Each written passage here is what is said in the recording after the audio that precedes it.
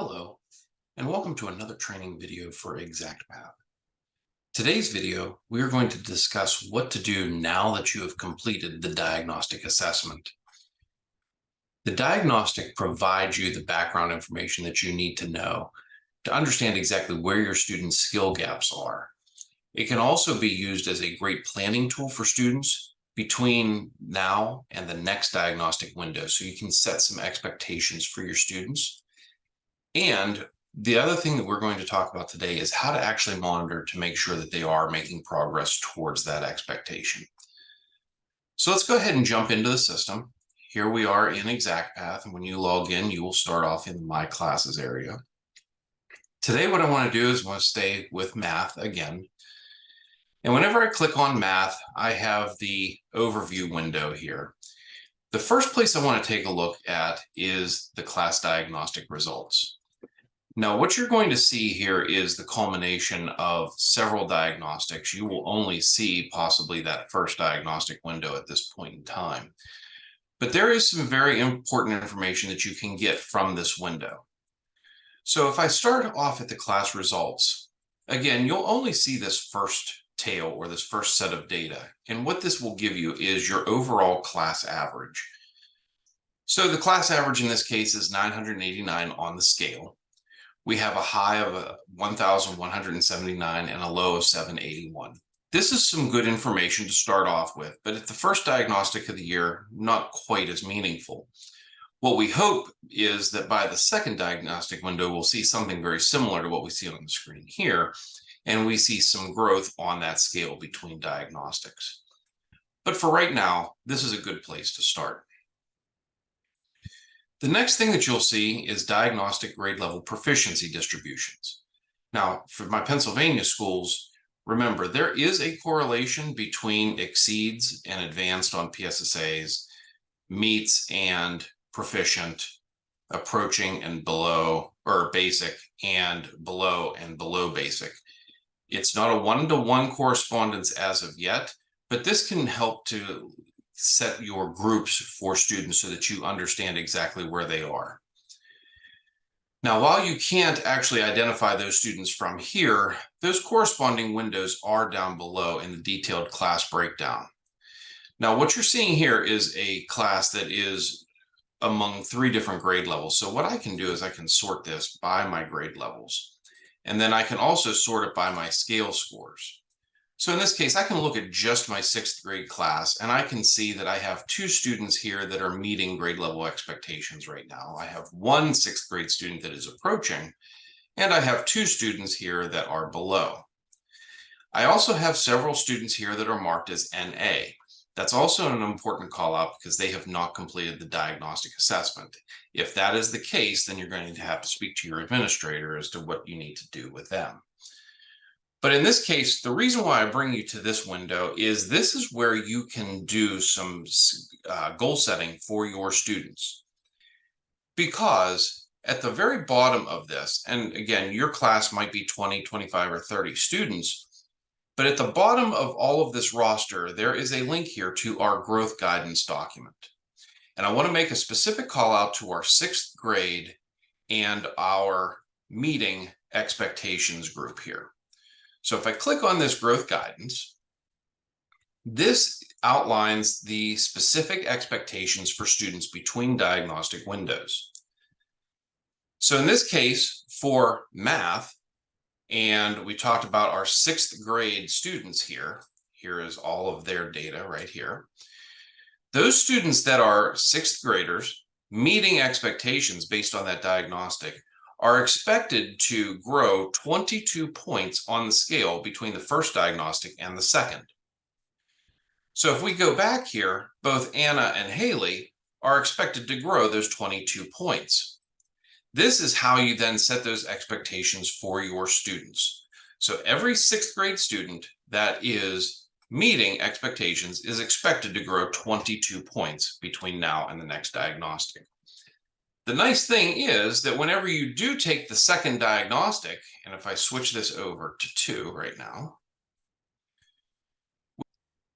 here's Haley. She was expected to grow 22 points, her actual growth was 11. So we can track this as we move between diagnostic windows.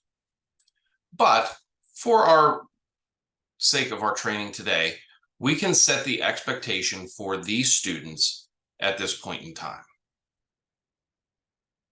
Now that we have set those expectations, what is the next step? Well, honestly, the second step is to just provide time for students to actually work within their learning paths. What is going to help with growth along the school year or during the school year is going to be a combination of work within their learning paths in order to close up skill gaps. But also the classroom instruction that they receive on grade level is also going to help contribute to that growth throughout the year. So by the time they reach that second diagnostic, the combination of their learning path work and their classroom work should assist with their growth throughout the year. If they stay on pace with those growth expectations as outlined in that document, you should see the year's worth of growth in a year's worth of time for those students. Now is the most important part of all of this. It's one thing to know where your students are. It is also another thing to set expectations for them, but you also need to be able to monitor those students and make sure that they are actually progressing. So the way that we do that is, again, if we go over to our subject, again, I will stick with math. And I want to show you two views of their learning paths. Number one is the knowledge map. That knowledge map is that 30,000-foot view of your students. It shows you exactly how those students are progressing throughout the year. Now, if you are at the end of the first diagnostic, you're not going to see as much of this, but hopefully throughout the next several weeks and months, you are going to see progress towards closing those skill gaps.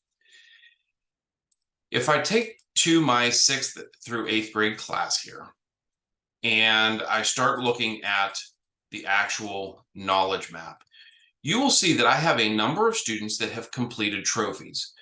These trophies represent mastered skills.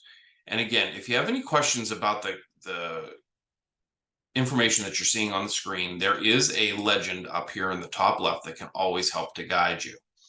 But these trophies are a great thing. And we see not only the fact that they have completed trophies, but they are progressing along their path. And in this case, the blue squares are where they are currently working. These gray skills are the next skills in their learning path that they will progress towards. But a couple of other call outs on here, just for your information.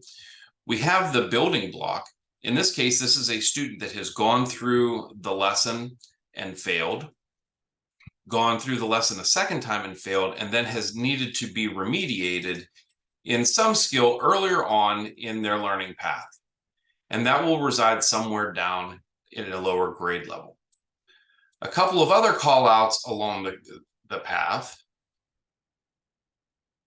We have students that have red X's. At this time, this is a student that has failed the content 3 times, and therefore the system has just moved them on to their next skill.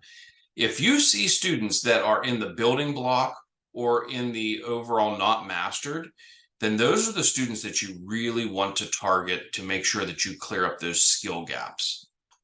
But probably a more important view, specifically in and after the first diagnostic, is actually the current activities window. And if we go into current activities, this gives us a point in time place for you to actually get a pulse on your classes. So in this case here, we can see a student like Eddie does not even have a learning path because they haven't completed the diagnostic. So we're going to want to make sure that he takes the diagnostic or we set a learning path for that student. Here we have a student, Jessica, who has not started, again, the current skill has not started and has not completed any previous skill. So this is a student that is stalled and has completed no work in their learning paths. So a student like Jessica, we want to make sure that we are helping to move along and providing the guidance that she needs in order to actually start working on that learning path. Here we have Ari, who is struggling in their current skill. So this is also another place for me to understand that I might need to go and work with RA to make sure that we get that student what they need in order to progress on. Here we see a collective group of students that is currently practicing in a skill and has mastered their previous skill. So these are students that are progressing along very well. So we can go ahead and applaud them for their continued work. But then we also have some other students that are starting to practice, but have not mastered anything previous. So this student is now getting started on their learning path. And here we have some more students that have not started yet. So this is how you would go in and take a look at your students and make sure that they are actually progressing on that learning path. So again, as a summary for this, you want to go in and review your diagnostic assessment data. From there, using that growth guidance document, you're going to be able to set expectations for your students so that they know exactly what target they need to hit when it comes to the next diagnostic assessment. The next thing is you want to make sure that you're providing that time for students to work in learning paths. So however that looks within your school and your district, whether that be other resource time, whether that be in-class time, whether that be station rotation models at the elementary level, whatever that looks like, as long as you are providing that time, that is going to help students close those skill gaps. The way then that you monitor the fact that they are actually moving along those learning paths is to take a look at those two views, that knowledge map and the current skills view, to make sure that they are actually progressing. Thank you very much.